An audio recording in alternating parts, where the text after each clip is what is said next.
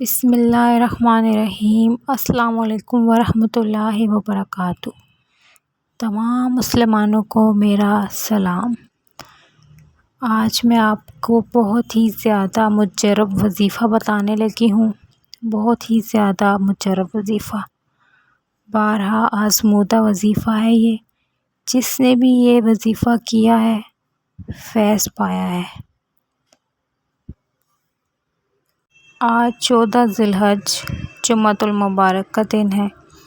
اس وظیفے کا ورد کریں اور اپنی مشکلات آسان کریں۔ مشکل سے مشکل وقت میں بھی گھرے ہوں گے تو آپ کی مشکل حل ہو جائے گی۔ اللہ تعالیٰ بڑا بے نیاز ہے۔ وہ کہتا ہے مجھ سے مانگو، مانگنے والے کو اللہ پسند کرتا ہے۔ تو اب میں آپ کو وظیفہ بتانے چلتی ہوں۔ سب سے پہلے آپ نے بسم اللہ الرحمن الرحیم پڑھ لینا ہے۔ 5 وقت کی پابندی کرنی ہے نماز کی۔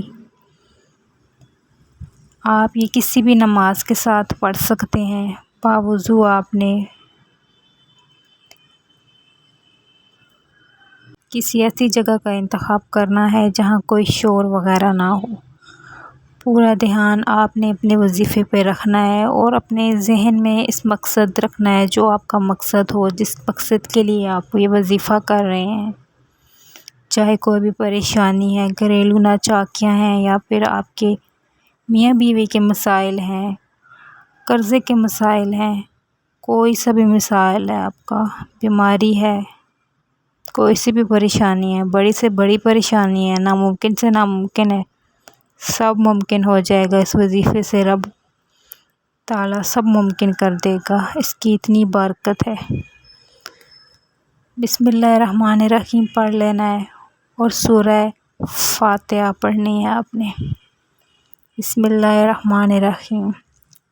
الحمدللہ رب العالمین الرحمن الرحیم مالک یوم الدین ایاک نعبد و ایاک نستعین۔ جب آپ اس آیت پر پہنچیں ایاک نعبد و ایاک نستعین، اس پر آپ نے تکرار کرنا ہے، بار بار پڑھنا ہے اس کو۔ 7 مرتبہ آپ نے ایاک نعبد و ایاک نستعین پڑھنا ہے۔ 7 مرتبہ پڑھنے کے بعد آپ نے سورہ فاتحہ کو مکمل کر لینا ہے۔ سورہ فاتحہ کو مکمل کرنے کے بعد آپ نے 11 مرتبہ اللہ الصمد، اللہ کا بڑا بابرکت نام اللہ الصمد پڑھنا ہے۔ پھر آخر میں آپ نے ہاتھ اٹھا کے درود پاک پڑھ لینا ہے اور ہاتھ اٹھا کے اللہ سے دعا کرنی ہے۔ جو بھی آپ کی پریشانی ہے، مشکل ہے، اللہ تعالیٰ اس کو آسان فرما دے گا۔ آپ نے پورے یقین کامل کے ساتھ یہ وظیفہ کرنا ہے، پورا دھیان کے ساتھ یہ وظیفہ کرنا ہے۔ اللہ تعالیٰ فرماتا ہے مجھ سے جتنا گمان کرو گے اتنا ہی ملے گا۔ یہ وظیفہ آپ کسی بھی ٹائم کر سکتے ہیں۔ اگر آپ نے اس جمعے کیا ہے تو آپ اگلے جمعے کو جب کرنے لگیں تو آپ نے مغرب کے بعد کرنا ہے، مغرب اور عشاء کے درمیان میں کرنا ہے۔